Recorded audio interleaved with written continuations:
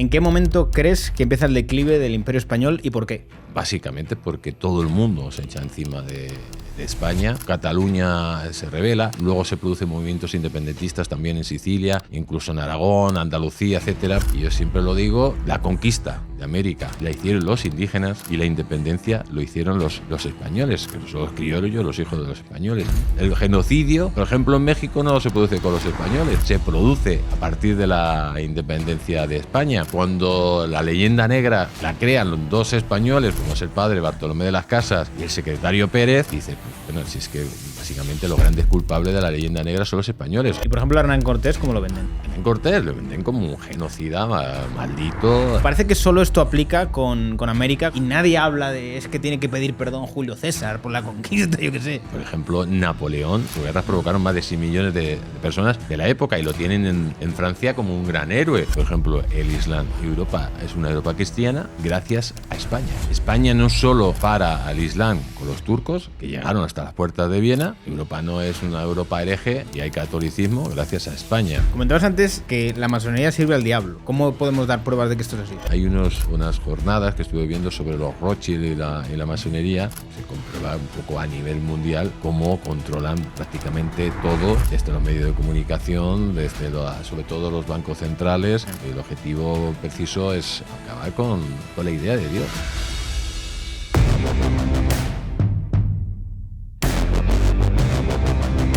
Muy buenas familia y bienvenidos un día más a Wall Street Wolverine. Vamos a tocar un tema que además es reciente, con el 12 de octubre, y es el tema de España, la leyenda negra, la hispanidad, y qué mejor persona de tener aquí que Jesús Ángel Rojo. Víctor, un placer estar aquí contigo y poder hablar de la auténtica historia de España y sobre todo cómo la han manipulado no solo nuestros enemigos en el pasado, sino los propios españoles, que son los verdaderos creadores de la leyenda negra. Hazme una pequeña presentación para que no te conozcan, que muchos te conocerán de la tele, pero para que tengan un poco de contexto. Pues yo soy Jesús Ángel Rojo, soy presidente del grupo de comunicación El Distrito, presidente también de Distrito Televisión y presentador del programa El Mundo al Rojo, que es el programa de Prime Time. Aparte, pues escribo libros de historia. El más famoso ha sido Cuando éramos invencibles, que ha sido un bestseller. Otros también, como Los Invencibles de América, Grandes traidores a España. Y Cuando éramos invencibles 2, Dueños del Mundo. Y bueno, me dedico al mundo de la comunicación. Soy experto en comunicación e imagen. Y mi profesión como tal, o mis estudios, son jurídicos, que también estoy dado de alta como abogado, pero básicamente me dedico al mundo de la comunicación desde este punto de vista empresarial y también desde este punto de vista periodístico. Y aparte escribo libros de historia, que son, gracias a Dios, son los de los libros de historia más vendidos aquí en España. Vamos a empezar fuerte. ¿En qué momento crees que empieza el declive del Imperio Español y por qué? Bueno, yo creo que hay dos puntos fundamentales. Hay un declive después de la Guerra de los 30 años, básicamente porque todo el mundo se echa encima de España. España se tiene que enfrentar al mundo, a los franceses, a los holandeses, a los ingleses, a los alemanes, a los suecos, etcétera. Se une todo el mundo. Y luego hay un momento clave en esa guerra de los 30 años, que es cuando, pues, por ejemplo, Cataluña se rebela contra el monarca, contra Felipe IV, y se une como al reino francés en un momento clave de esa guerra de los 30 años. Luego se producen movimientos independentistas también en Sicilia, en Portugal, incluso en Aragón, Andalucía, etcétera. Y en ese momento tan complicado, de donde España estaba desarrollando una guerra mundial contra el resto del mundo, esas rebeliones internas pues provoca la paz de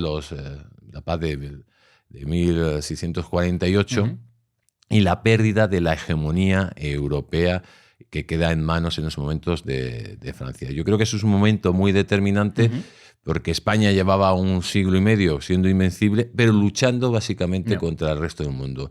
Y luego hay un elemento ya definitorio, o sea, donde cae el imperio, que es con la invasión de Napoleón.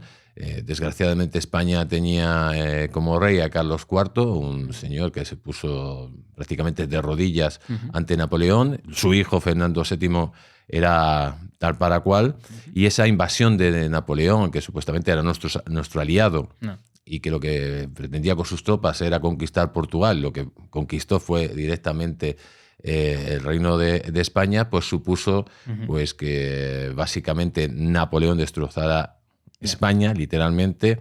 Los ingleses aprovecharon esas circunstancias por medio de la masonería a provocar revoluciones internas dentro de Hispanoamérica, y se juntó, digamos, la tormenta perfecta para que el imperio español, directamente cayera.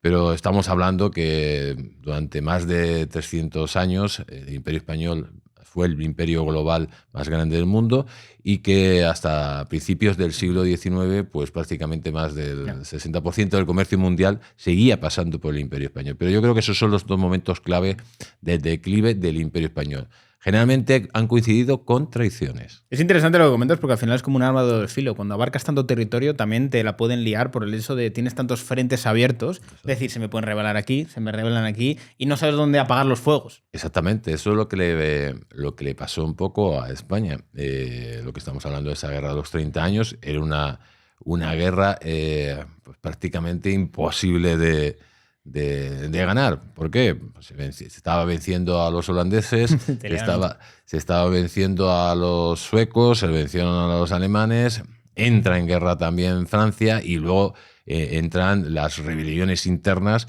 que provocan, digamos, el colapso de los frentes españoles y llevan a una situación imposible.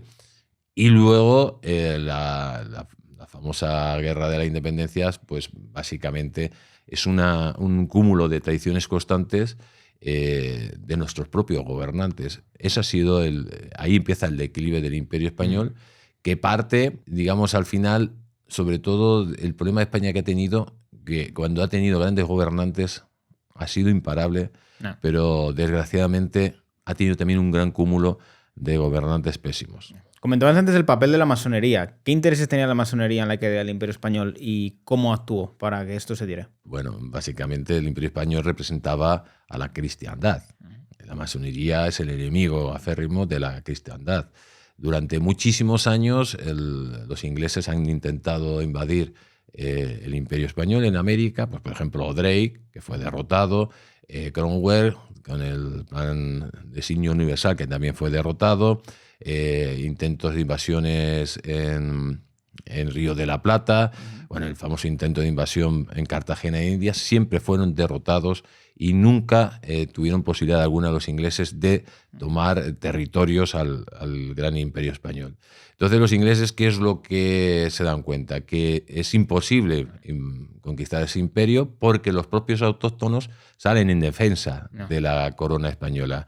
Entonces planean un plan que se llama el famoso Plan Mayland, por medio de la masonería internacional, la gran logia de Londres, y de traidores como Bolívar o San Martín, pues que lo que planean unas revoluciones internas con el fin de reventar el imperio español. Además, se junta lo que hemos hablado antes, la invasión de Napoleón, y que deja a España prácticamente tiritanto, y se produce, digamos, esas grandes rebeliones lideradas por Bolívar, lideradas por San Martín, que precisamente sus ejércitos no eran ni ejércitos indígenas ni de paisanos de la zona ni nada. Prácticamente el 70% de sus ejércitos eran mercenarios ingleses y eran extranjeros los que formaban sus ejércitos, que luchaban contra los autóctonos de la zona, porque prácticamente más de 66% de los ejércitos españoles estaban formados por indígenas o autóctonos de la zona.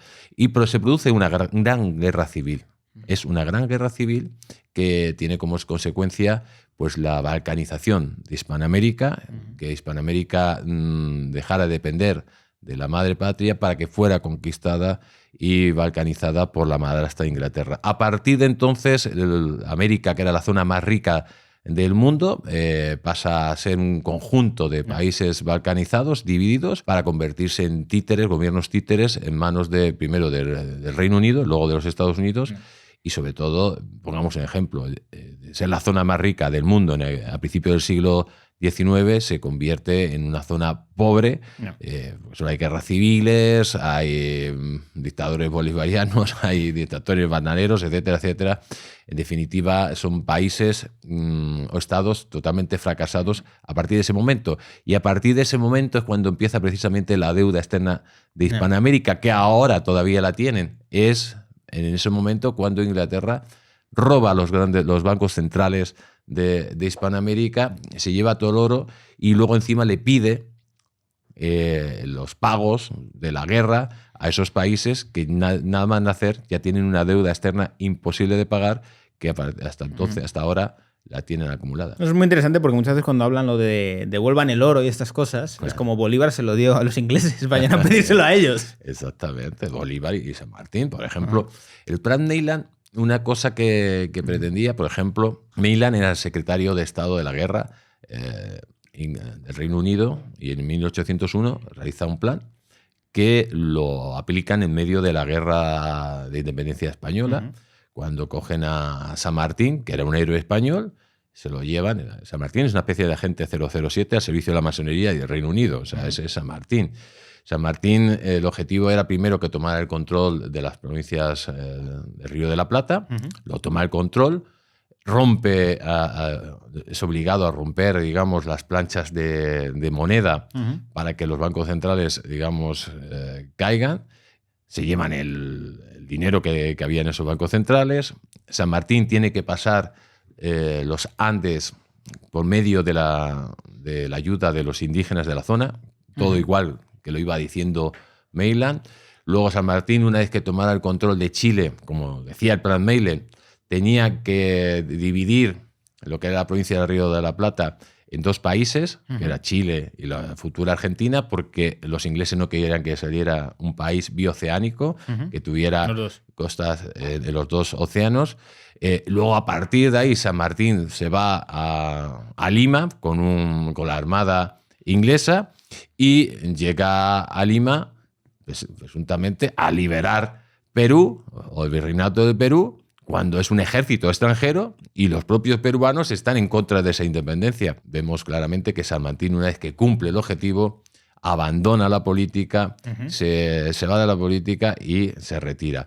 Pero fíjate, si San Martín fuera un patriota, hubiera independizado el Río de la Plata y Chile sería para el Río de la Plata. No crearía otro país, como se hizo. Por lo tanto, lo que se demuestra que era un agente inglés al servicio de la perfilación. Esto es muy interesante porque al final yo creo que muchas veces en Hispanoamérica la gente ve a estas figuras como liberadores o los que no, digamos que los que actuaron en favor de la población indígena cuando en realidad les cambiaron, digamos que de amo. Es decir, ahora pasas a tener uno peor.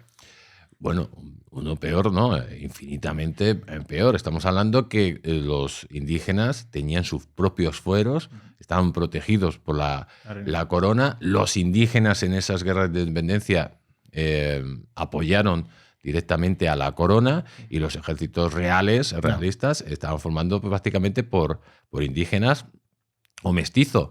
Eran los ejércitos criollos los que estaban formados por mercenarios ingleses y que prácticamente el 70% eran mercenarios de otros lados, ¿no? En definitiva, y yo siempre lo digo, la conquista de América la hicieron los indígenas y la independencia lo hicieron los españoles, que son los criollos, los hijos de los españoles.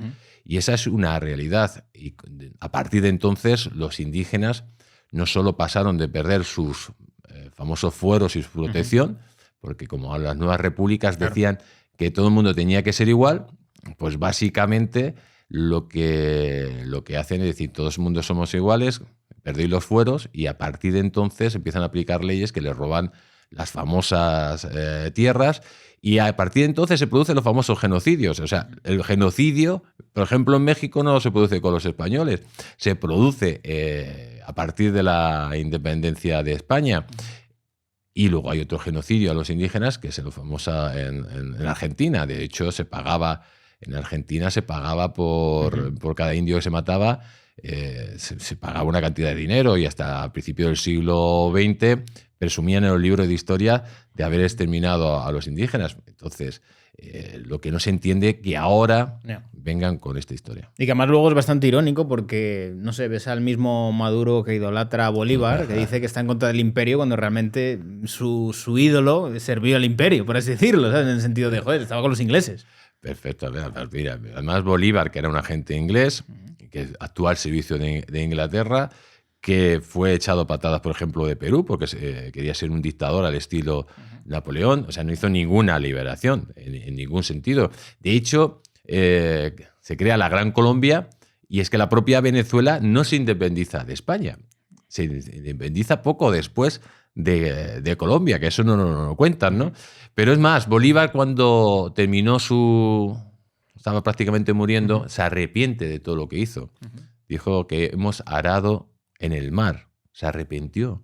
¿Por qué? Porque conoció una América rica y dejó una América en guerra, en división y en caos. Esa es la realidad. Bueno, y además Bolívar, hay que acordarse de ese decreto a muerte, que es prácticamente muy parecido a los decretos que hicieron los nazis sobre los judíos, en el cual ese decreto de Bolívar pues decía que había que exterminar a la raza maldita de los españoles y los canarios. Eso está escrito, lo puede ver cualquiera. O sea, era un tipo sanguinario y que no llevó ningún tipo de libertad a Hispanoamérica, sino directamente llevó el caos, la guerra y pues el empobrecimiento de una región que era la más rica del mundo. Esto lo comentaba el otro día, creo que fue Tucker Carlson, en un podcast, decía, se habla muy poco de los males que han dejado los ingleses en la historia.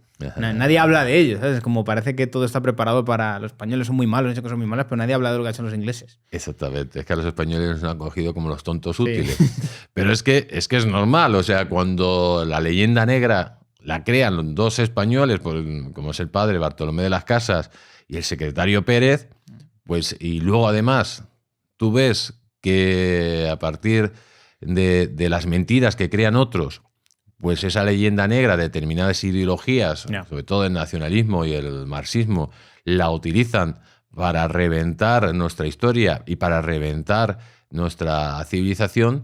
Dice, pues bueno, si es que básicamente los grandes culpables de la leyenda negra son los españoles. O sea, tú ves los libros de historia que ahora mismo los niños están estudiando y es vergonzoso. O sea, prácticamente parece que hay que pedir perdón por ser españoles y por haber civilizado y acabado con el canibalismo, con los sacrificios humanos en América. Y hay regiones de España, por ejemplo, como la Vascongadas y Cataluña, que directamente se estudia el odio al español. O sea, es que es vergonzoso que los españoles permitan eso. O sea, si tú lo estás haciendo en tu tierra, ¿qué esperas de los demás? Y que además yo creo que a toda la gente que promueve la leyenda negra y que habla un poco de los españoles hicieron un genocidio, hay que preguntarle cómo, no sé cuántos exactamente, pero cómo unos cuantos tíos, 100 tíos que llegaron a América pudieron conquistar todo un continente ellos solos. Es como, igual es que había población que estaba siendo oprimida por otros y decidieron levantarse junto a ellos contra los que estaban oprimiendo.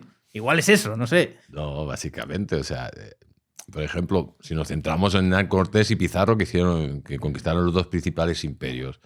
Cuando Hernán Cortés llega a Mesoamérica, ¿qué es lo que descubre? Descubre que hay un imperio, el imperio azteca, que está sometiendo al resto de tribus de los alrededores, que tienen esas guerras floridas, que son las guerras constantes. Además, tienen unos dioses que dicen que constantemente tiene que haber guerras, porque si en el momento que se paren esas guerras y esos sacrificios se acaba el mundo. Joder. Y lo que vemos es que en el imperio azteca pues era un imperio tremendamente sangriento, que estaba constantemente, necesitaba sacrificios de sangre de sus vecinos que eran secuestrados o tenían que pagar tributos, no solo para los sacrificios humanos, sino como proteína, porque eran caníbales. O sea, de hecho, ahora los restos y los forenses mexicanos están descubriendo que los restos de muchísima gente, hay restos de los dientes de la gente que se los comían. Date cuenta que no había cerdos, no había vacas,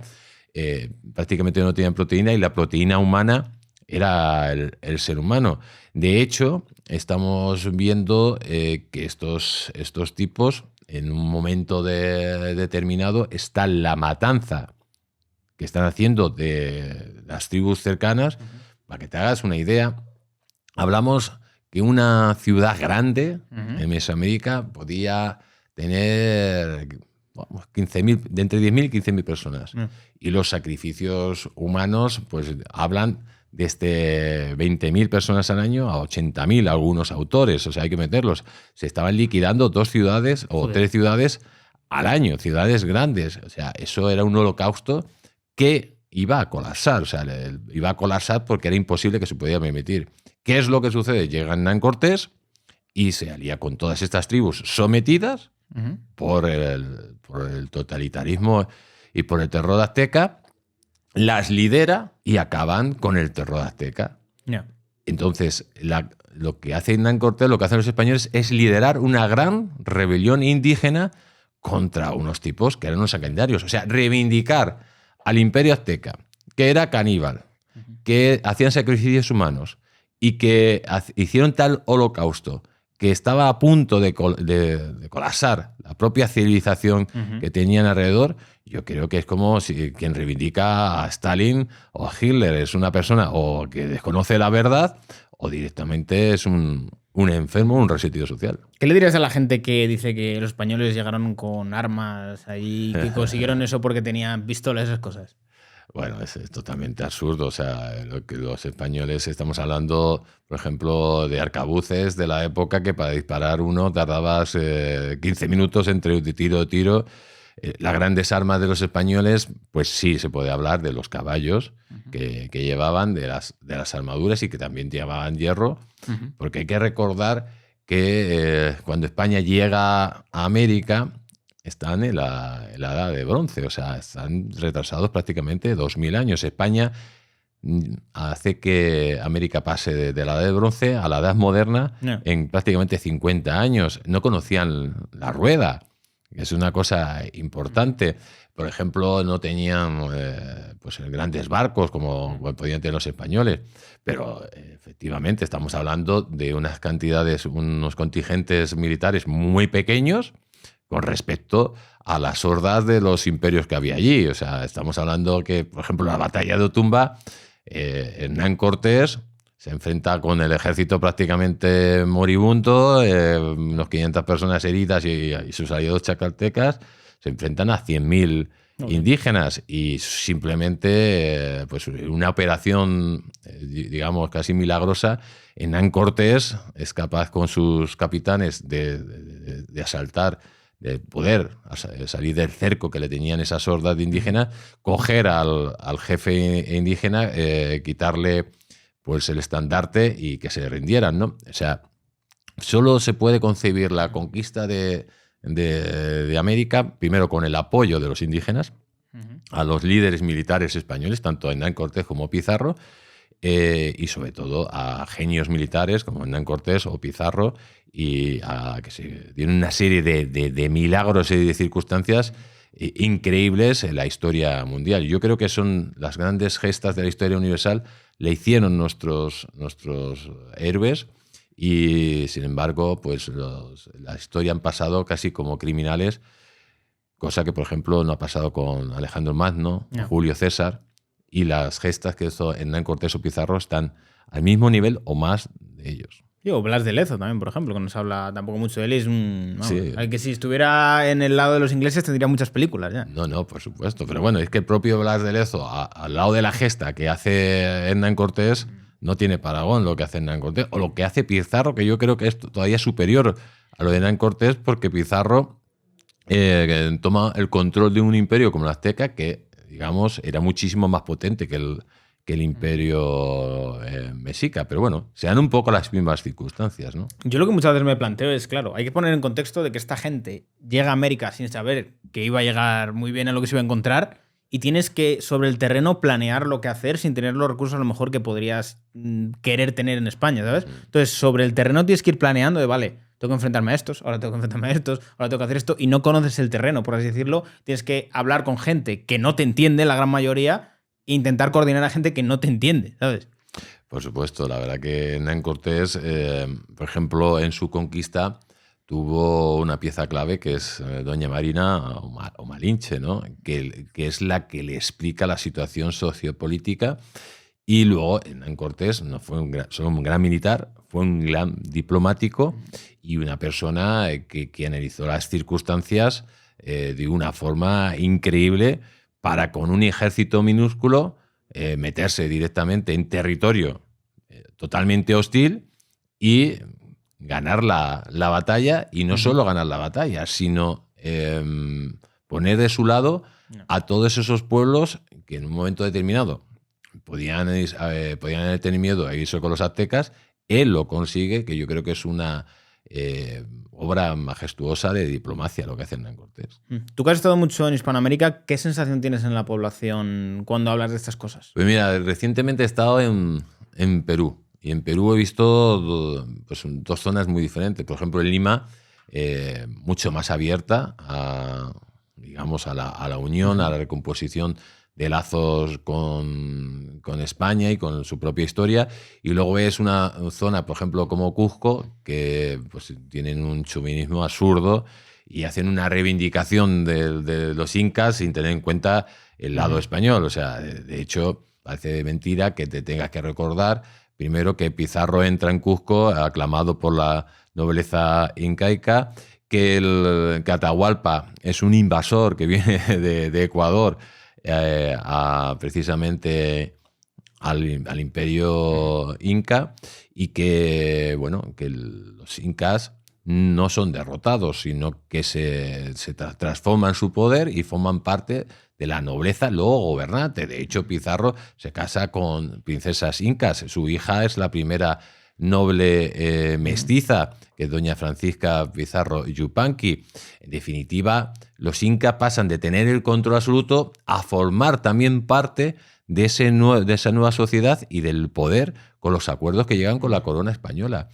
Eso hay algunos que parece que quieren ocultarlo, parece que quieren ocultar el sol con un dedo, y la realidad es que cuando uno va a Cuzco o va a Lima y ve sus catedrales, ve esas obras y ve la riqueza de esas grandes ciudades, lo que pone en evidencia las mentiras de la falsa leyenda negra y sobre todo de los resentidos sociales, que yo creo que más que ya leyenda negra son esos resentidos sociales que pretenden romper esa gran civilización hispánica que representan a 600 millones de personas y que está basada sobre todo en un hecho fundamental. La hispanidad está basada en un hecho fundamental.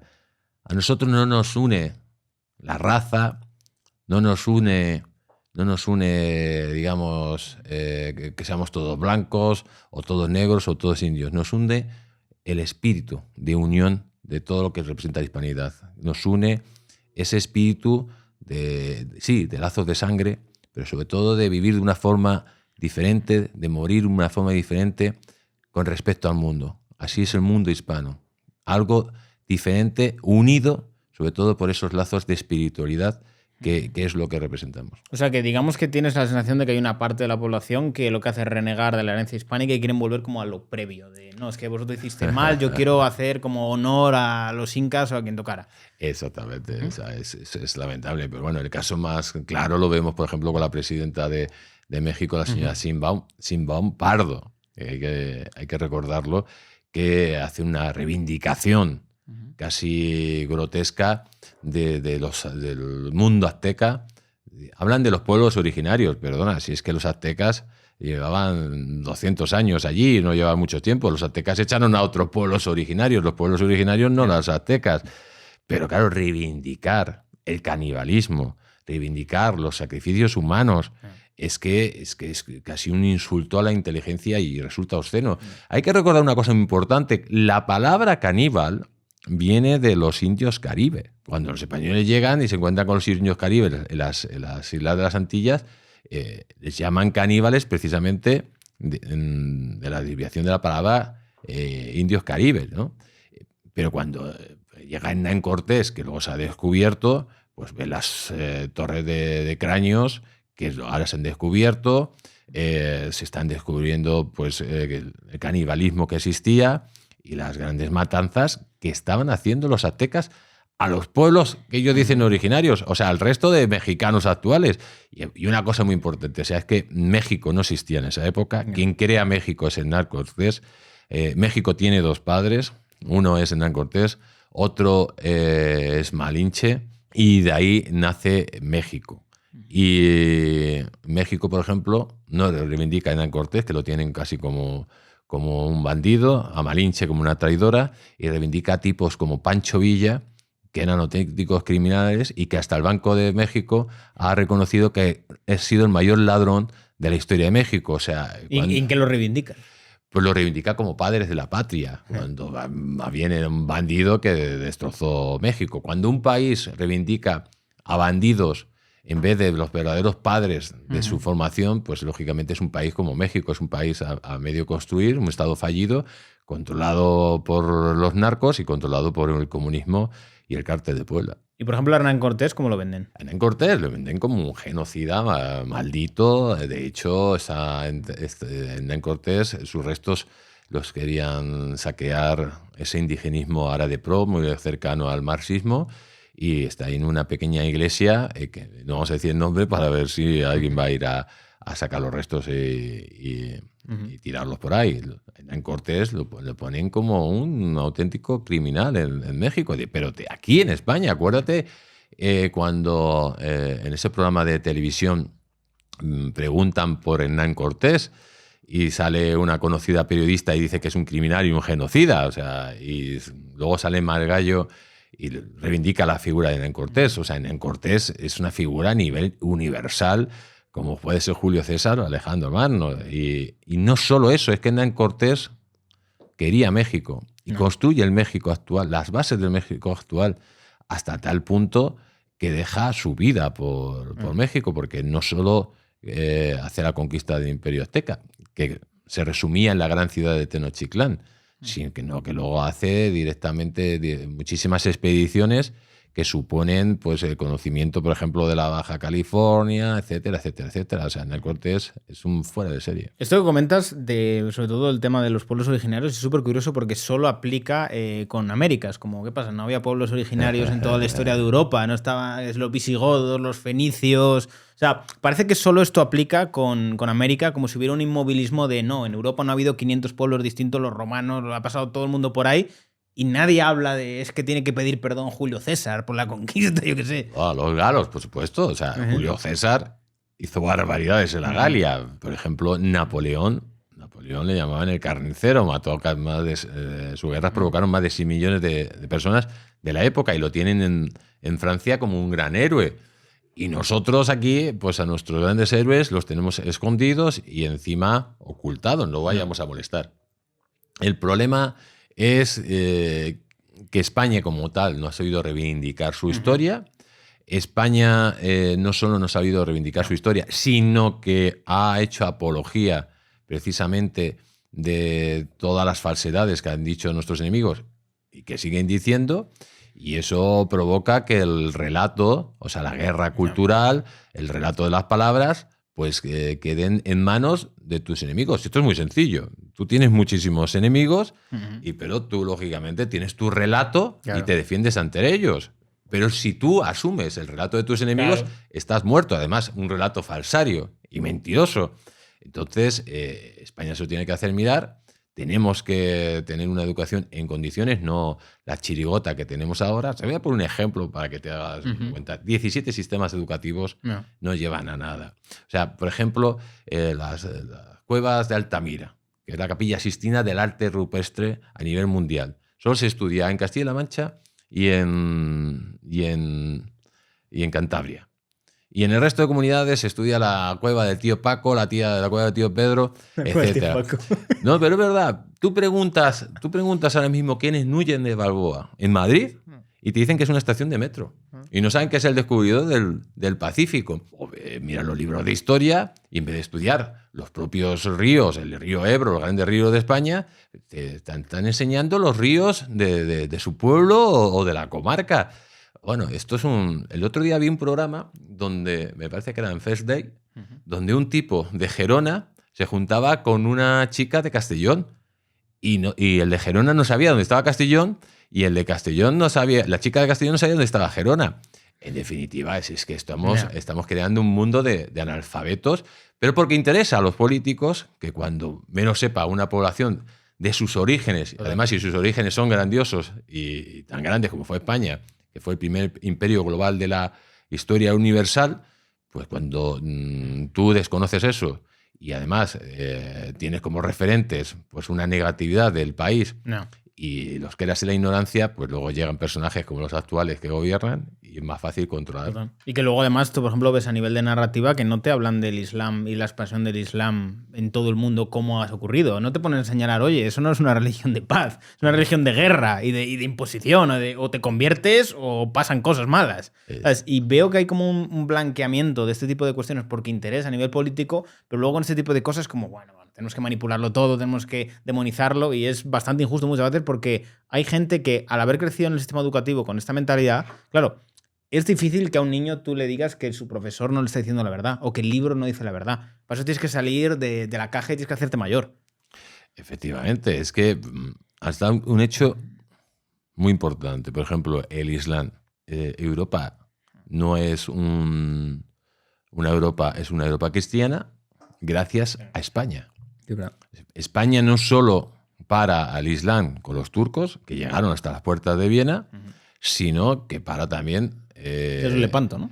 Sí, el Lepanto, bueno, y en continuas guerras que hubo, y apoyo, por ejemplo, al sitio de Malta, que fue brutal, fueron los españoles los que evitan que Malta caiga en manos de los turcos. En definitiva, fue España que puso todo su imperio en parar al Islam. Europa no es una Europa hereje y hay catolicismo gracias a España. Eso es muy importante. Sin embargo, eso no se ha reconocido. Y ahora mismo, como están esos movimientos, que tú sabes perfectamente cuáles son, esos movimientos de marxistas y nacionalistas formados por resentidos sociales, pues ¿qué es lo que pretenden para luchar contra España?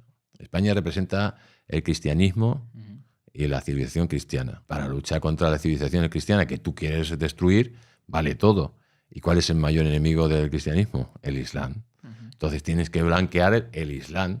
El Islam, como tú muy bien has dicho, no es una religión, es más bien un pensamiento político, porque Mahoma lo que dice es de chiste. O sea, Mahoma básicamente crea Mahoma es un general que crea una religión ad hoc a sus intereses para darle consistencia a su expansionismo. Esa es la realidad. Y hay una palabra, Islam significa sometimiento. Y gracias a lo que hicieron nuestros antepasados, pues hoy hay una civilización cristiana aquí en España. Las mujeres pueden disfrutar de los mismos derechos y obligaciones que los hombres, y no vivimos circunstancias como vemos, por ejemplo, en Gaza o en Afganistán o en el resto del mundo árabe. No, además, el problema es que yo creo que muchas veces se prioriza esas uniones políticas de me convienen estos para acabar con los otros, sin darse cuenta de que hay mucha gente dentro de estas alianzas políticas que no son conscientes de que el siguiente paso son ellos. Es decir, ahora me eres útil, pero en cuanto dejas de serme útil vas tú, ¿sabes? Bueno, que se lo digan a los soviéticos en Afganistán. No. Cuando invaden Afganistán, pues precisamente los islamistas radicales se levantan contra el comunismo, porque el Islam, si tiene algo claro, que a la izquierda no la pueden ni ver. O sea, me eres útil, ahora somos amigos, pero cuando quitemos eso, todos los siguientes vosotros. Exactamente. Es curioso, pero bueno, el objetivo es la civilización cristiana. Ese es el objetivo. Y España representó y fue quien creó más cristianos para la cristiandad, convirtió más cristianos para la cristiandad que ningún otro país. Porque ahora mismo el catolicismo y el cristianismo se mantiene gracias a los cristianos de América. Si eso no lo hubiera hecho España, pues básicamente esa civilización judío-cristiana pues estaría al borde de la extinción.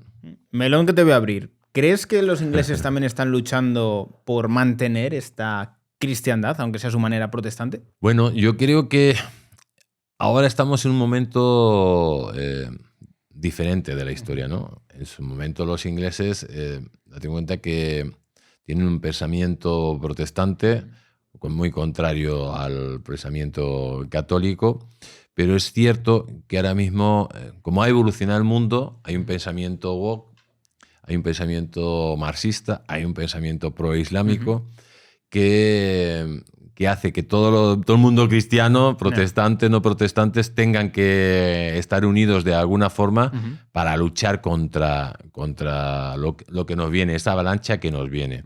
Que al final lo que pretenden es acabar con la idea de Dios. Pero es cierto también, en estos momentos, el país que más defiende, por ejemplo, a Dios, es un país protestante, que es Estados Unidos.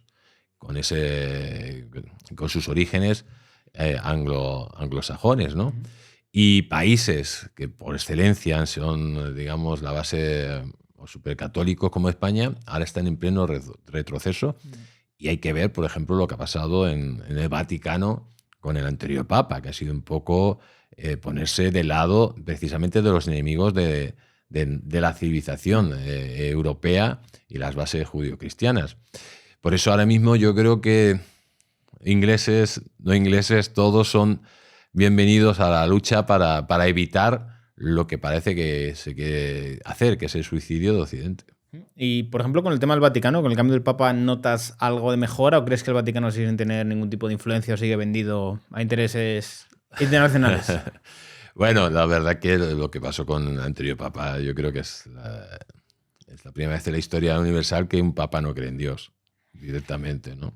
El Papa, un Papa pro-comunista, un Papa que llega a América cuando hemos dicho antes que la mayor obra evangelizadora se realiza en América y lo hacen los españoles, y reniega de la obra que hacen los españoles en nombre de la Iglesia Católica, dice que eso es un genocidio, que eso fue muy mal. O sea, un papa que directamente tira piedras contra su tejado se demuestra que es un infiltrado. Y se vio que este tipo era un infiltrado básicamente de la masonería. No lo digo yo, lo dice el arzobispo Vigano, lo dijo, que era un masón al servicio de la masonería, del globalismo y del mundo woke. El que ha venido ahora, pues sus hechos los conoceréis, ¿no? Vamos a ver lo que sucede. Es verdad que por lo menos es una persona mucho más estable emocionalmente y no es un activista de la ultraizquierda que teníamos directamente pues llevando el Vaticano. Mucha gente se preguntará cómo se llega a ser papa si eres masón. O sea, tienes que mucho tiempo infiltrado y crecer mucho hacia arriba. Ese es el objetivo siempre que ha querido la masonería. La masonería siempre ha querido controlar el Vaticano. De hecho, hay tres elementos muy importantes. Hay unas revelaciones marianas que se produjeron en Bilbao en el año 71 que habla de que primero matarán a un papa, que es a Juan Pablo I. Luego intentarán matar a otro y luego el siguiente papa tendrá que marcharse y ahí llegará el papa masón.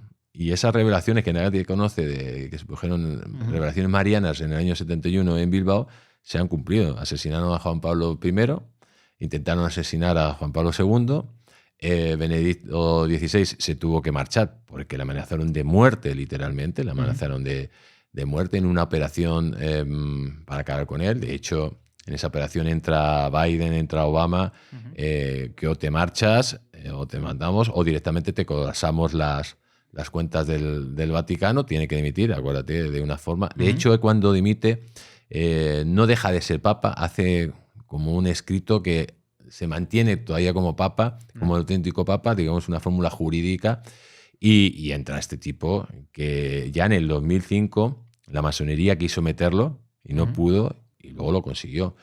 Vamos a ver lo que pasa con el actual, ¿no? Yo creo que de momento es pronto para dar un veredicto sobre él. ¿Y crees que, por ejemplo, el tema del Valle de los Caídos también tiene algo detrás parecido? Porque yo sé que hay gente que le da miedo a hablar de estas cuestiones, pero igual hay una cuestión más espiritual de la que parece. Bueno, date cuenta que la cruz de los Valles de los Caídos es la cruz más grande del mundo. Quien construye el Valle de los Caídos es precisamente Francisco Franco, que es enemigo aférrimo de la masonería. De hecho, ya la han sacado del Valle de los Caídos. Y qué mejor digamos, tributo al demonio o a Satanás que derribar la cruz del Valle de los Caídos, ¿no? Date cuenta que es derribar la mayor ofrenda como cruz a nivel mundial. No. Por supuesto, o sea, nadie entiende que un papa coja y dé permiso para que salga Franco del Valle de los Caídos cuando Franco fue condecorado con la mayor condecoración del Vaticano precisamente por salvar la Iglesia Católica en España, que hay que recordar que fue exterminada y va a ser exterminada por los comunistas y los socialistas en el año 36. La mayor persecución católica de la historia se produce aquí en España. y precisamente por salvarlos a la Iglesia Católica es condecorado por el Vaticano y luego es el propio Vaticano el que da permiso para exhumarle. Y el propio Vaticano pues mira hacia otro lado cuando hay intenciones claras de derribar la cruz y de dejar abandonado la cruz caído, que es, señores, esto es que parecen como los talibanes. ¿Te acuerdas cuando bombardeaban a los grandes budas? Pues estos son así, son salvajes, son bárbaros. Comentabas antes que la masonería sirve al diablo. Esto mucha gente no se lo cree. ¿Cómo podemos dar pruebas de que esto es así? Bueno, esto es muy sencillo. Es que la mayoría de los masones no saben. Pueden ser masones y no tienen ni idea de esto, ¿no? Estamos hablando que son los grandes grados, sobre todo grados a partir del 30 y sobre los grandes maestros, el grado 33, los que ya entran en ese, digamos, en esos parámetros, ¿no? Tú puedes ser masón grado 14 y no tener ni idea y estar tan tranquilo allí hasta que das el paso a esos grandes... Es que esto yo muchas veces lo he hablado con mucha gente y me dicen, no, si hay masones cristianos. Digo, vale, claro, pero tú eres el último del úlimo del último. Sí, claro. Claro, o sea, es como, como si dices, yo estoy en el PSOE y aquí no hacen nada malo. Claro, vete arriba. Vete arriba. Exactamente. O sea, en el Partido Socialista que habrá gente honrada, de afiliados, trabajadores, gente sana, por supuesto. Pero vete a la cúpula y verás que es una panda de desalmados que están saqueando el país y destruyéndolo. Esto es igual, o sea, hay que llegar a esos grados y para saber lo que hacen. De hecho, hay unas jornadas que estuve viendo sobre los Rothschild y la masonería que, bueno, se comprueba un poco a nivel mundial cómo controlan prácticamente todo, desde los medios de comunicación, sobre todo los bancos centrales y la economía. Y lo controlan siempre con un objetivo. Y el objetivo preciso es acabar con la idea de Dios. Oye, mucha gente que seguramente no estará viendo y esto son conspiraciones, están aquí hablando de magufadas. ¿Cómo bajamos esto a tierra para que la gente diga, hostia, puede que sea real? Bueno, pues que mira a su alrededor. O sea, lo que ha pasado en los últimos 15 años es brutal, lo que pasa en el mundo, ¿no? O sea, hemos pasado de un occidente que se está directamente suicidando, con medidas contra el cambio climático, que lo que está arruinando es a la población. Quieren tener el control absoluto de todo con los famosos euros digitales que quieren implantarlos. Hemos visto lo que pasó en el año 2020, que fue pues directamente un circo. No vamos a decir palabras, pues ya sabemos lo que sucede. Y luego vemos cómo intentan implantar un pensamiento único a todo aquel que se sale de esa órbita, pues lo quieren cancelar. En definitiva, hemos visto cómo el pensamiento marxista junto al pensamiento woke pues lleva directamente a la destrucción del ser humano, a la desnaturalización del ser humano.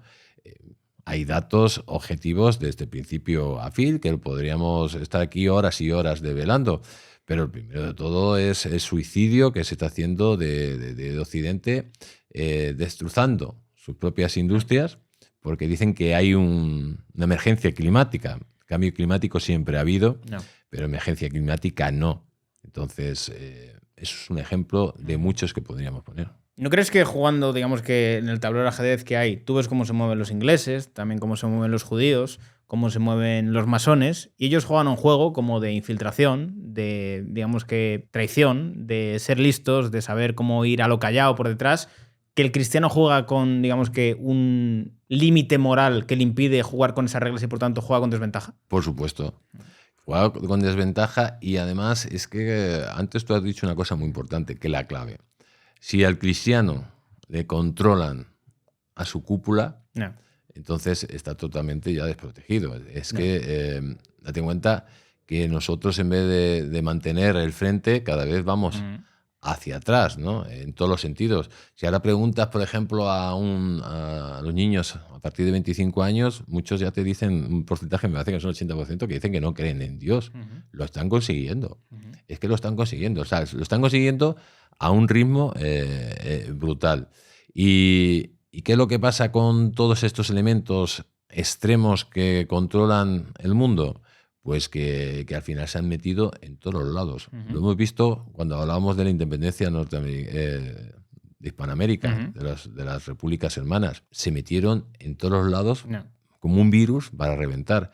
Y ahora mismo están metidos en todos los lados. Están metidos en el gobierno, están metidos en la iglesia, en las grandes empresas. Controlan absolutamente todo y no van a dejar que pase nada si no hay una gran rebelión de la sociedad contra ello, porque al final, si te das cuenta, cada vez se vive peor. Ya, pero es que yo pienso que si no juegas al juego del poder no lo vas a ganar nunca, porque es como si tú le dejas ese juego a otros y que lo jueguen ellos, al final te van a dominar.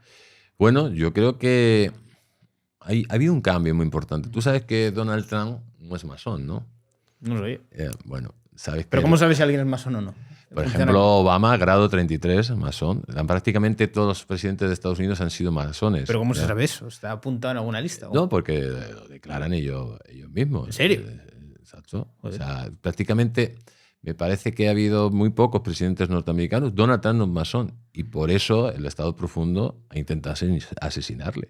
Y quiere asesinarle. Y por eso están sucediendo cosas que intentan dar la vuelta a la tortilla. Que lo consiga, pues puede conseguirlo, pero seguramente que lo tendrá muy complicado, porque al final es todo ese submundo que siempre está detrás, poderes ocultos que nadie sabe quién son, pero que al final dominan el mundo. Siempre hablamos de Soros. Soros al final es un títere dirigido desde fuera, y todo lo que dan la cara al final no son la gente que gobierna el mundo, sino hay grandes esferas que hacen cosas que nos helarían la sangre a todos. Y por ejemplo, si te llega ahora, yo qué sé, algún masón de alto grado y le dice a Trump, oye, tienes que entrar aquí, ¿qué compromiso tienes de que va a hacer lo que, digamos, que quiere hacer? Hombre, porque tú puedes decir, vale, ok, pero luego al final no hago nada. Bueno, yo creo que Donald Trump tiene que jugar muchas batallas de estrategia geopolíticas, que estará influenciado precisamente por estos poderes, y tiene que mantener un equilibrio, por lo menos para poder cambiar parte de lo que han dejado, sobre todo la ideología de género, todo este wokismo, y sobre todo poder parar la expansión del comunismo, que va a una velocidad brutal, que es la gran amenaza del comunismo y el Islam, es la gran amenaza de Occidente, que nadie se engañe. ¿Hasta qué punto Donald Trump puede controlarlo? Pues lo veremos. Ya lo viste, las otras elecciones que le dieron un pucherazo y se quedaron tan anchos. Además, el Times publicó, hicimos todo lo que tuvimos que hacer para que Donald Trump no fuera presidente, o sea, lo confesaron. Bueno, y ahora han puesto la portada un poco con mala leche. Sí. Desde abajo le sacan toda la papada y... ¿Tú no has visto que cada vez, que eso es una revista que depende de los Rothschild, son los dueños, y van adelantando lo que va pasando en el mundo? Sí. O sea, cada portada te va adelantando lo que va a pasar en el mundo. Esto es increíble. ¿Cómo pueden saberlo? Pues lógicamente porque controlan el mundo. Pregunta que será mucha gente, ¿quiénes son los Rothschild? Bueno, los Rothschild, que se llama Círculo Rojo, los Rothschild empiezan, digamos, su andadura en el siglo XVIII y empiezan con un plan, el cual pretendía, dentro de los Illuminati, pretendían hacer grandes revoluciones para cambiar las monarquías absolutas por estados, entre comillas, o repúblicas, controladas lógicamente por ellos, ¿no? Y inician su proceso a partir del siglo XVIII. El gran golpe que dan es la Revolución Francesa, que es una auténtica carnicería. Pero los Rothschild lo que pretendían no era ser ni reyes ni nada por el estilo. Ellos querían tener el control del dinero. Te voy a poner un ejemplo. Por ejemplo, el primer banco de Estados Unidos no es un banco central público, es un banco central privado que lo controla los Rothschild durante 30 años. Cuando Estados Unidos quita a los Rothschild el control de ese banco central, del First American Bank, inmediatamente el Reino Unido invade Estados Unidos y toma la ciudad de Washington. Te voy a poner otro ejemplo. Andrew Jackson era enemigo brutal de los Rothschild, decía que era la gran lacra que tenían los Estados Unidos. Los Rothschild querían recuperar ese banco central. Andrew Jackson se negó y intentaron asesinar. Y otro ejemplo más. y un segundo más te voy a poner. Abraham Lincoln. Abraham Lincoln se enfrentó a los Rothschild y, de hecho, en la guerra civil americana, Inglaterra y Francia iban a intervenir a favor de los confederados. Intervino en su momento Rusia para ayudar a Abraham Lincoln, porque Abraham Lincoln era enemigo atroz de los Rothschild. Poco después, Abraham Lincoln muere. Pero te voy a poner ya el ejemplo definitivo. Cuando muere JFK, Kennedy, que era asesinado en Dallas, él había firmado un decreto para que la Reserva Federal pasara de tener el concepto de privado a público. Es asesinado y Lyndon Johnson, nada más volver de Dallas en el avión presidencial, la primera orden que firma, ¿sabes cuál es? Pues, lógicamente, la orden que había dado Kennedy, desactivarla y que la Reserva Federal siguiera siendo de manos privadas. No. Esos son los Rothschild, que dominan el mundo y nadie sabe que lo dominan. De hecho, qué mejor estrategia, ¿no? Hablas tú de geoestrategia, dominar el mundo sin que nadie sepa que eres tú que lo domina. Claro, porque no hay quien atacar. Si no sabes quién domina, no puedes atacar al que domina. Exactamente. Y mientras tanto, nos centramos en ideologías, en religión, etcétera, cuando hay los grandes manidores de cómo se mueven todas las piezas del puzzle. Sí, pero al final yo creo que la ideología mueve sentimientos, la religión también mueve sentimientos, claro. Y eso hace que tú consigas justificar más lo que quieres conseguir. Por supuesto, de cuenta que todo eso es utilizado. Mira, por ejemplo, en la Primera Guerra Mundial, ¿por qué surge el nazismo? Porque los alemanes dicen que son traicionados por la gran banca internacional y por el sionismo. De hecho, te voy a poner un ejemplo. Dicen que la Primera Guerra Mundial tiene un objetivo. El objetivo es acabar con los zares. No. ¿Vale? De hecho, cuando la Guerra Mundial, tanto Alemania e Inglaterra están negociando, por cierto, los Rothschild financiaban a todos, a los alemanes, a los ingleses, a los franceses, a todo el mundo. Cuando el siglo 1916 aproximadamente ven que la guerra es absurda y que no se mueven las trincheras, ingleses y alemanes están negociando para llegar a la paz. ¿Qué es lo que dicen los Rothschild a los ingleses? Dice, no firmes la paz. Dice, pero es que no podemos ganar la guerra. Dice, no te preocupes que vamos a hacer una operación para que entre Estados Unidos en guerra y esto se equilibre. Y es lo que pasó. ¿Y qué pasó en la Primera Guerra Mundial? ¿Quién financia la revolución marxista-leninista? Directamente la financia esta gente. Date cuenta que todos los que hacen la revolución marxista eran de origen judío, prácticamente. ¿Y por qué acaban con los zares de Rusia? Por una sencilla razón. Los Rothschild en 1815, cuando terminó las guerras napoleónicas, quisieron hacer un banco central en Rusia y Rusia se negó. ¿Te acuerdas que te he contado que cuando Abraham Lincoln pide ayuda a Rusia, ¿por qué? Porque tanto Reino Unido como Francia van a intervenir al lado de los confederados. ¿Quién es el que apoya a Abraham Lincoln? Es el zar, son los rusos. ¿Y quién estaba en contra de los Rothschild? Abraham Lincoln y el zar. En esa revolución pagan todas sus deudas con los Rothschild, que directamente son exterminados. Por eso muchas veces queremos que los movimientos políticos representan, se enfrentan unos a los otros, cuando al final es el mismo amo que mueve a unos y otros. No. Antes estás hablando de la Primera Guerra Mundial, pero en la Segunda, por ejemplo. Bueno, la Segunda es más complicada. La Segunda va a ser, hay un libro que habla claramente que en la Segunda Guerra Mundial los Rothschild financian a los dos, a los nazis, siendo de origen judíos. O sea, los sionistas financian a los nazis y a los aliados. Pero bueno, esto es un hecho ya muy subjetivo. Dicen que necesitaban ese gran exterminio de judíos para justificar el nacimiento del Estado de Israel. ¿Vale? ¿Por qué? Porque cuando en la Primera Guerra Mundial ya se crean las bases de ese Estado judío y empiezan a Judea a llegar judíos, los judíos no se querían ir allí. ¿Qué es lo que hace que nazca ese Estado palestino?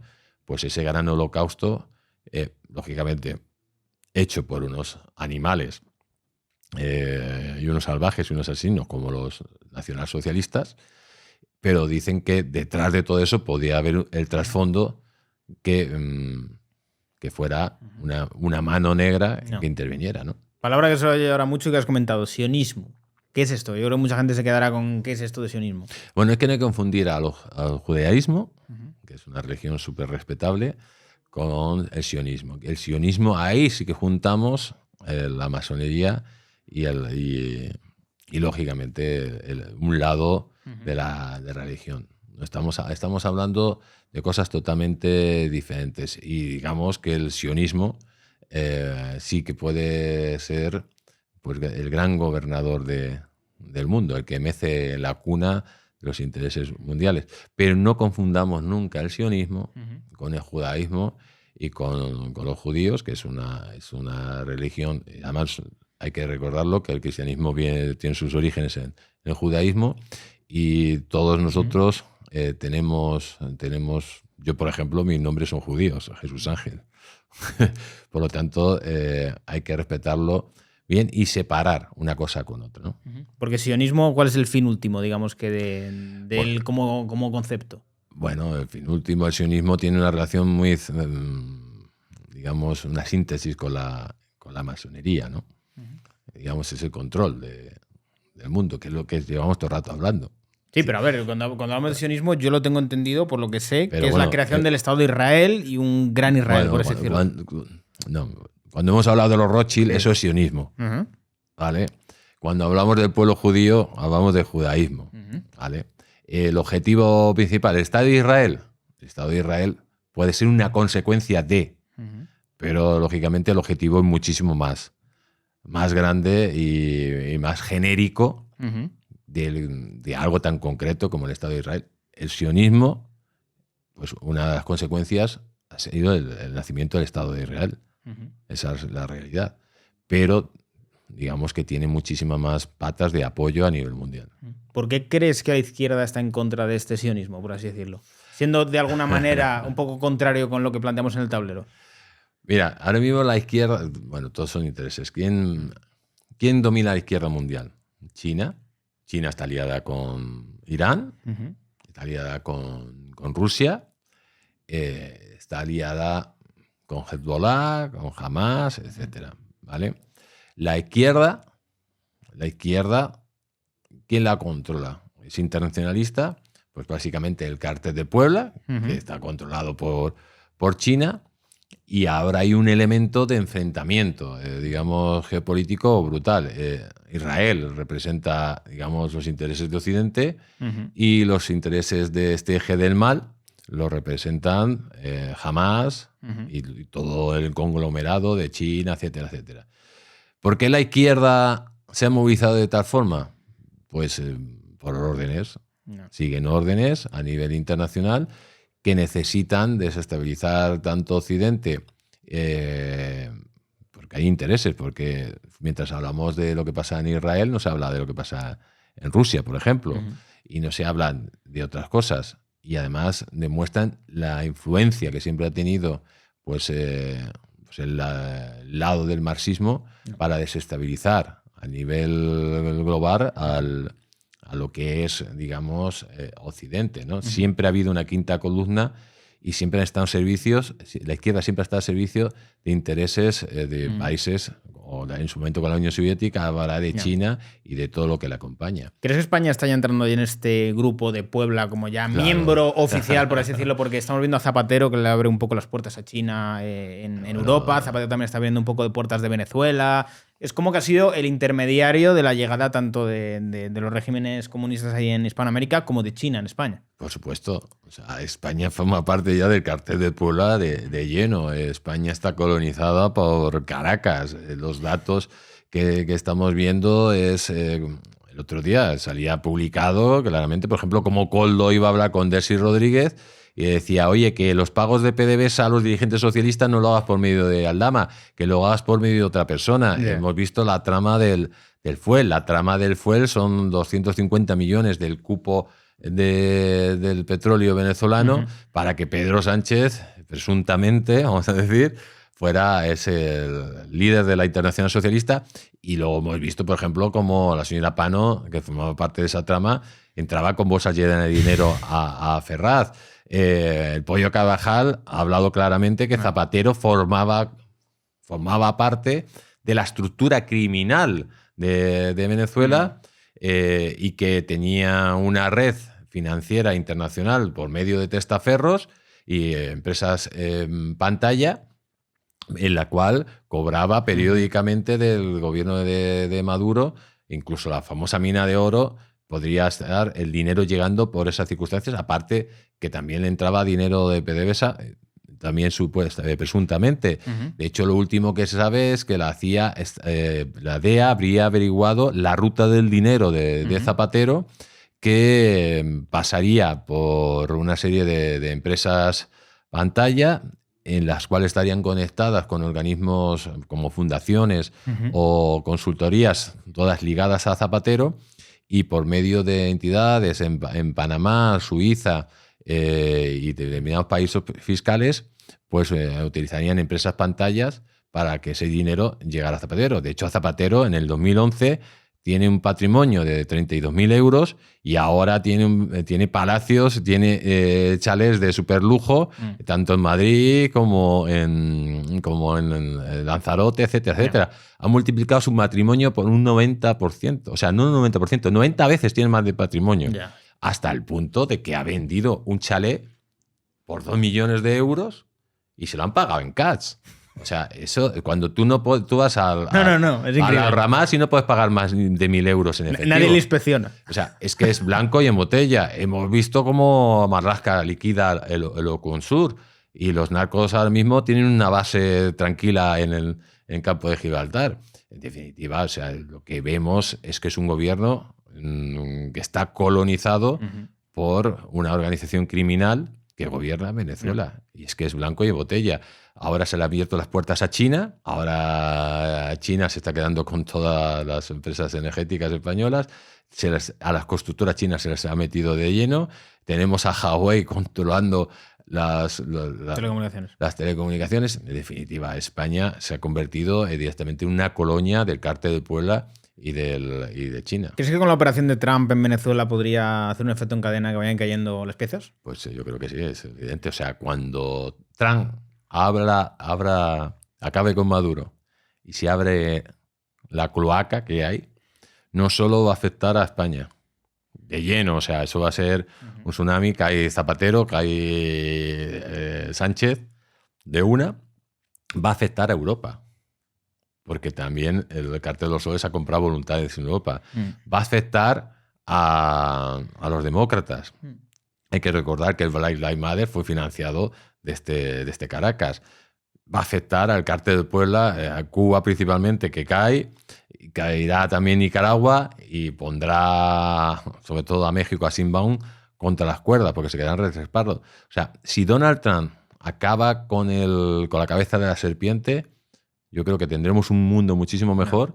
Y, por supuesto, todo lo que ha colonizado el crimen internacional, pues si realmente llegan hasta el final, puede ser una limpieza en cadena, porque cuando se sepa todo lo que estamos hablando, que no solo hay indicios, sino muchísimos indicios, efectivamente veremos que España es un país colonizado por una organización criminal que gobierna en Venezuela. A mí me da la sensación de que la estrategia que está llevando Trump, igual no es así, pero yo creo que lo que está intentando es, primero, cortar el flujo de ingresos, es decir, si tú cortas que no entra ni sale droga de Venezuela, poquito a poco el dinero va quedándose en menos porque acabas asfixiando un poco los recursos que tiene, y creo que van a actuar en el momento que vean que están en las últimas, o que incluso buscando una casi rendición de voy a asfixiar toda la zona que sé que al final se nutre el narcotráfico hasta que lleguen al punto de decir, están tan débiles que vamos a entrar y vamos a... ¿Tú sabes cuánta droga sale desde Venezuela a nivel mundial? Me sorprende. El otro día, y solo es una parte, que seguramente que sea más. El otro día en televisión estaba Gustavo Aristigui y hay un informe que habla que el 25% de la cocaína sale desde Venezuela. Joder, chaval. ¿Vale? Entonces, ¿qué es lo que sucede ahora mismo con Donald Trump? ¿Sale o se produce? Bueno, la comercializan, ¿vale? porque a lo mejor se produce en Colombia, en otros lados, y a lo mejor luego la transforman en Venezuela y se va por la hoja de Sí, coca. porque si no metemos a Petro también en el saco. Exactamente. Entonces, Donald Trump, ¿qué es lo que está haciendo? Tú lo has ido adelantando. Donald Trump ha hecho 2 operaciones muy importantes. La primera ha sido tomar el control de Panamá y echarlo a los chinos. O sea, ya es la primera operación. Toma el control del Caribe. Ahora, primero fue con 4.000 soldados, con sus barcos, etcétera. Ahora ya hay más de 10.000. Ha ido haciendo la operación con las narcolanchas. Y ahora lo que prepara es una operación mosaico. ¿Qué quiere decir esa operación mosaico? Que tiene muchísimas caras. Por un lado está la parte militar, que la analizamos aquí muy rápido si quieres. Es una operación de extracción de fuerzas de élites norteamericanas para extraer a los grandes líderes oligarcas chavistas. Pero esa operación va mezclada con una serie de elementos. Primero, un ataque a las telecomunicaciones que lo deje ciego. Y luego, ¿por qué decimos que es una operación mosaico? Porque la CIA tiene que movilizar, aparte del ejército, que se pongan de su lado, también a la policía y a la oposición. De hecho, el otro día María Corina Machado ya habla que ya sabe lo que van a hacer en las próximas 100 horas y en los próximos 100 días, y saben qué militares le van a apoyar y qué militares no le va a apoyar, ¿vale? Y quién van a ir a por ellos. Por lo tanto, es una operación muy, muy delicada porque intervienen muchos factores. Pero lo que está haciendo ahora mismo Estados Unidos no es... Las operaciones que está haciendo en el Caribe son juegos de guerra por una posible intervención tanto de China como de Rusia. ¿Por qué? Porque Donald Trump tiene permiso de atacar a Maduro porque lo considera una organización terrorista, pero no tiene el permiso del Congreso para declarar una guerra. Tiene que ser una intervención prácticamente quirúrgica, muy rápida, y que no se le vaya de las manos, por ejemplo, como se le ha ido a Israel. Pues a ver cómo existe la definitiva, porque hemos hablado tanto de Venezuela, de bueno, parece que sí, que no, pero creo que es la primera vez que creo que sigue sensación de aquí algo va a pasar. Sí. Bueno, y más se ve a Maduro, que está tenso. El premio Nobel yo creo que ha sido muy importante. Es que el otro día María Corina Machado lo dijo abiertamente. Sé lo que tenemos que hacer en las próximas 100 horas de la intervención. Sé lo que sucede es que, te digo que es una operación complicada, porque tiene que ser una operación muy rápida y con el menor número de víctimas posibles, y que no solo hay elementos militares, sino que hablamos de una quinta columna que se rebele contra Maduro y de la oposición que se rebele contra Maduro. O sea, son muchos elementos. Una cuestión que comentan también muchos venezolanos y cubanos, que dicen que al final la cabeza de la serpiente no es Venezuela, es Cuba. Y que comentan que muchas veces a Cuba se la da como por muerta y es más complicada que Venezuela. Bueno, date cuenta que ahora mismo Maduro está controlado directamente por los servicios secretos venezolanos. Su guardia de corps son servicios secretos cubanos. Su guardia de corps son cubanos. Y de hecho, el gran sueño húmedo de Fidel Castro era tomar Venezuela y lo consiguió. Pero es verdad que yo creo que si cae Venezuela, se desmorona Cuba, porque Cuba ya en estos instantes ya ni siquiera es un estado fracasado. O sea, sobrevive como puedas, no hay luz, no hay agua, el hambre es brutal, no se produce absolutamente nada, es todo caótico, pero eso sí, tiene unos servicios secretos que son espectaculares y que controlan o que protegen al narcorrégimen, ¿vale? Pero es verdad que si hay una operación en profundidad de las características que hemos dicho, yo creo que no van a tener nada que hacer. Veremos a ver qué pasa. Y antes de terminar, Jesús, que me han dicho que vais a estrenar un documental que tela. Cuéntame un poco sobre él. Sí, bueno, vamos a estrenar Los crímenes del Partido Socialista. Vamos a hablar desde el inicio de la creación del Partido Socialista con Pablo Iglesias Pose, de cómo amenazó en el Congreso de los Diputados al presidente del gobierno, a Maura, que después de amenazarle, Maura tiene un atentado. Hablaremos del primer intento de golpe de Estado del Partido Socialista, que fue la Revolución de 1917, cómo la organizaron con un objetivo de cambiar el régimen.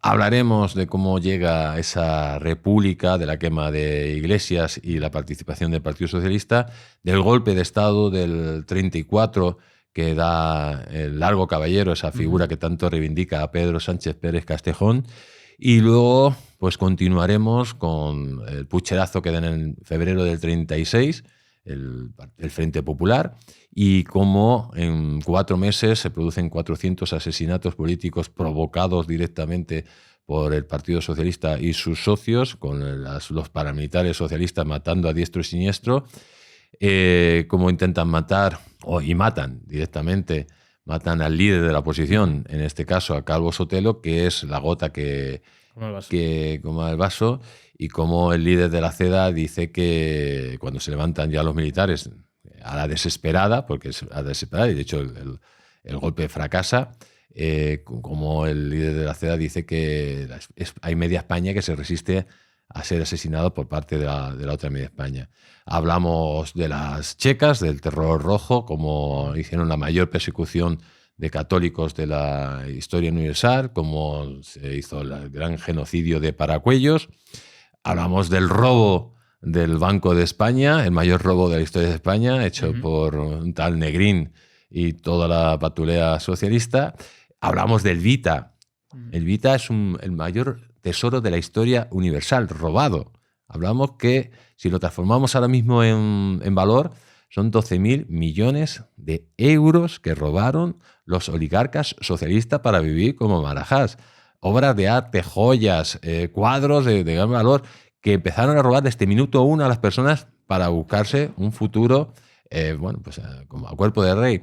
Y luego ya pasamos a la época actual. Pasamos de un partido socialista que continúa con sus crímenes, con los crímenes del GAL, con su corrupción habitual, no podían dejar de robar, lo que fue el 11M, que cambió la historia de España, y luego ya el proceso de Zapatero con la ETA, para blanquear la ETA, y sobre todo que crea las bases del gobierno Frankenstein que vimos actualmente.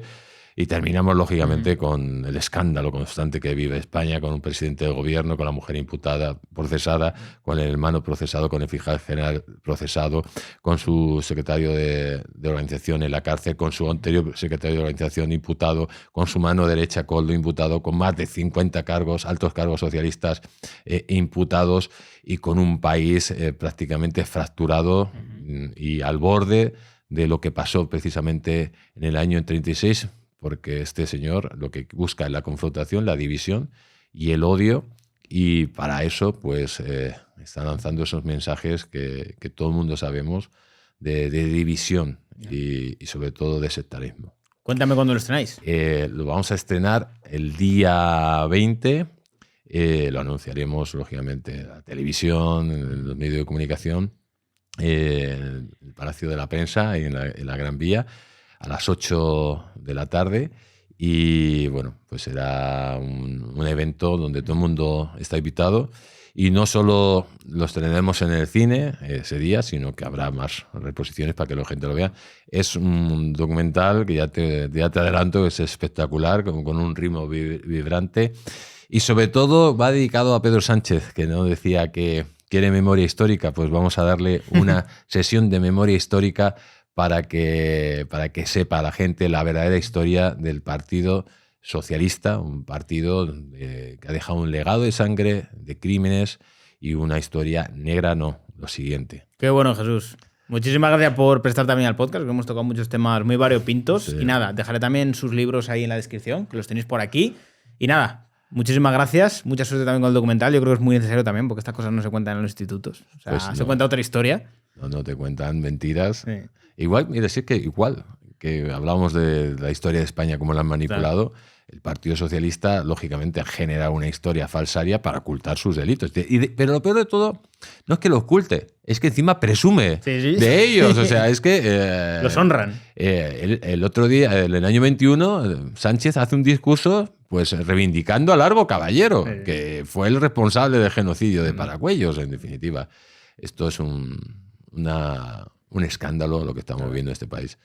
Pues nada, Víctor, muchísimas gracias por tu invitación y nada, te espero en el documental. A ver si puedo, que yo aquí en Andorra estoy un poco lejos a veces. Siempre por Madrid. Bueno, te guardaremos una una entrada y que la gente no se pierda los crímenes del Partido Socialista, que va a ser una auténtica bomba y que yo creo que va a ser un antes y un después dentro de la guerra cultural contra el marxismo y contra las mentiras que nos han metido en la cabeza repitiéndolas 1 millón de veces. Pero aunque las repitan 1 millón de veces siguen siendo mentiras. Total.